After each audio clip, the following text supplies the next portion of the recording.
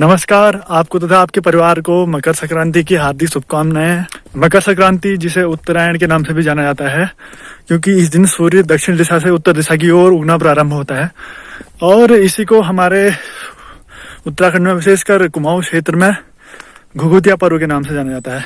मकर संक्रांति को मनाने के विभिन्न क्षेत्रों में विभिन्न तरीके हैं। जैसे गुजरात इत्यादि में इस दिन पतंगबाजी का मुख्य रूप से महत्व होता है, उसी प्रकार हमारे उत्तराखंड में आज के दिन को घुघुतिया पर्व के रूप में मनाया जाता है। घुघुतिया पर्व यानी कि इस दिन आटे की गोलियों के घुघते नामक एक चिड़िया होती है, उसकी जैसी आकृतियां बना के उनको पकाया जाता है और फिर उसके दूसरे दिन उनको पहले कौवों को बुलाकर कौवों को खिलाया जाता है, उसके बाद उनको खुद खाया जाता है। मैं दिखाता हूँ आपको कि कैसे हमने घुघते बनाए इस बार।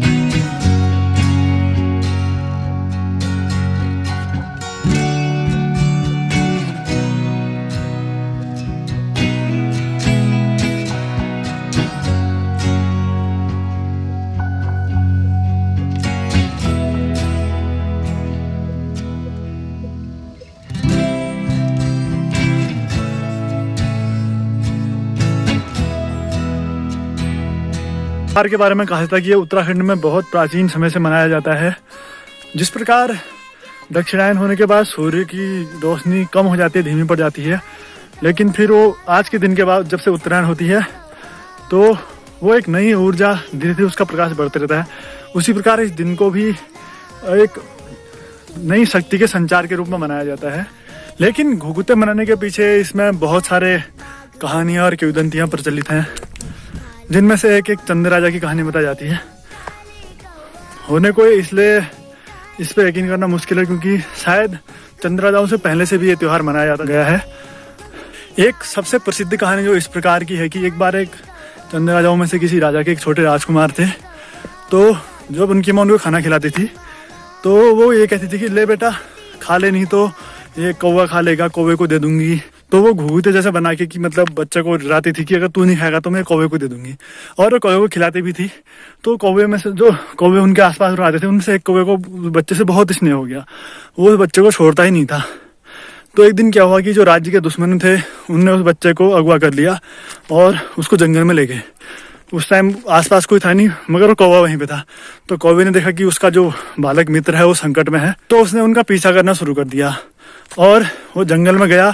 उसने अपने पूरे झुंड के साथ जो बच्चे को मारने वाले थे उन पे आक्रमण कर दिया और बच्चे को मारने नहीं दिया।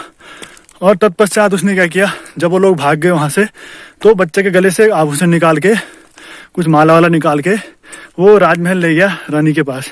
जब रानी ने देखा कि कौवे के मुंह में उसके बच्चे की माला है तो वो आशंकित हो गई, उसको लगा कि कुछ अनहोनी हो गई है। लेकिन जब कौवा काँव काँव करके उनको इशारे करने लगा तो उन्हें सोचा कि हो सकता है कौवा हमें कहीं ले जाना चाह रहा हो। तो उनने उस कौवे का पीछा किया और जंगल में वो राजकुमार को सुरक्षित प्राप्त कर लिया। तो तभी से माना जाता है कि इस दिन मतलब हम लोग उन कौवों के लिए इस त्योहार को मनाने की परंपरा चल पड़ी। उनको वो आटे की लोइयों के घुघते ऐसे बना के खिलाए जाते हैं, तत्पश्चात खुद खाए जाते हैं। इस त्योहार के बारे में कहा जाता है कि ये उत्तराखंड में बहुत प्राचीन समय से मनाया जाता है। जिस प्रकार दक्षिणायन होने के बाद सूर्य की रोशनी कम हो जाती है, धीमी पड़ जाती है, लेकिन फिर वो आज के दिन के बाद जब से उत्तरायण होती है तो वो एक नई ऊर्जा धीरे धीरे उसका प्रकाश बढ़ते रहता है। उसी प्रकार इस दिन को भी एक नई शक्ति के संचार के रूप में मनाया जाता है। लेकिन घुघुते मनाने के पीछे इसमें बहुत सारे कहानियाँ और किंवदंतियाँ प्रचलित हैं, जिनमें से एक चंद राजा की कहानी बताई जाती है। होने को इसलिए इस पर यकीन करना मुश्किल है क्योंकि शायद चंद राजाओं से पहले से भी ये त्यौहार मनाया जाता जा गया है। एक सबसे प्रसिद्ध कहानी जो इस प्रकार की है कि एक बार एक चंद राजाओं में से किसी राजा के एक छोटे राजकुमार थे। तो जब उनकी माँ उनको खाना खिलाती थी तो वो ये कहती थी कि ले बेटा खा ले, नहीं तो ये कौवा खा लेगा, कौवे को दे दूंगी। उसका नाम, वो बालक का नाम घुघुती था। तो वो घुघुते जैसा बना के कि मतलब बच्चे को डराती थी कि अगर तू नहीं खाएगा तो मैं कौवे को दे दूंगी, और वो कौवे को खिलाती भी थी। तो कौवे में से जो कौवे उनके आसपास रहते थे उनसे एक कौवे को बच्चे से बहुत स्नेह हो गया, वो उस बच्चे को छोड़ता ही नहीं था। तो एक दिन क्या हुआ कि जो राज्य के दुश्मन थे उनने उस बच्चे को अगवा कर लिया और उसको जंगल में ले गए। उस टाइम आसपास कोई था नहीं, मगर वो कौवा वहीं पे था। तो कौवे ने देखा कि उसका जो बालक मित्र है वो संकट में है, तो उसने उनका पीछा करना शुरू कर दिया और वो जंगल में गया। उसने अपने पूरे झुंड के साथ जो बच्चे को मारने वाले थे उन पे आक्रमण कर दिया और बच्चे को मारने नहीं दिया। और तत्पश्चात उसने क्या किया, जब वो लोग भाग गए वहाँ से, तो बच्चे के गले से आभूषण निकाल के, कुछ माला वाला निकाल के वो राजमहल ले गया रानी के पास। जब रानी ने देखा कि कौवे के मुंह में उसके बच्चे की माला है तो वो आशंकित हो गई, उसको लगा कि कुछ अनहोनी हो गई है। लेकिन जब कौवा काँव काँव करके उनको इशारे करने लगा तो उन्हें सोचा कि हो सकता है कौवा हमें कहीं ले जाना चाह रहा हो। तो उनने उस कौवे का पीछा किया और जंगल में वो राजकुमार को सुरक्षित प्राप्त कर लिया। तो तभी से माना जाता है कि इस दिन मतलब हम लोग उन कौवों के लिए, कौवों की स्वामी भक्ति के रूप में तब से इस त्यौहार को मनाने की परंपरा चल पड़ी। उनको आटे की लोइयों के घुघते ऐसे बना के खिलाए जाते हैं, तत्पश्चात खुद खाए जाते हैं। मनाने का कारण चाहे कोई भी हो, इस निराशा के दौर में जब कोविड-19 के कारण सारी जनता के मन में निराशा की भावना उत्पन्न हो रही है, तो उस समय इस तरह के त्यौहार नई ऊर्जा के संचार के रूप में माने जाते हैं।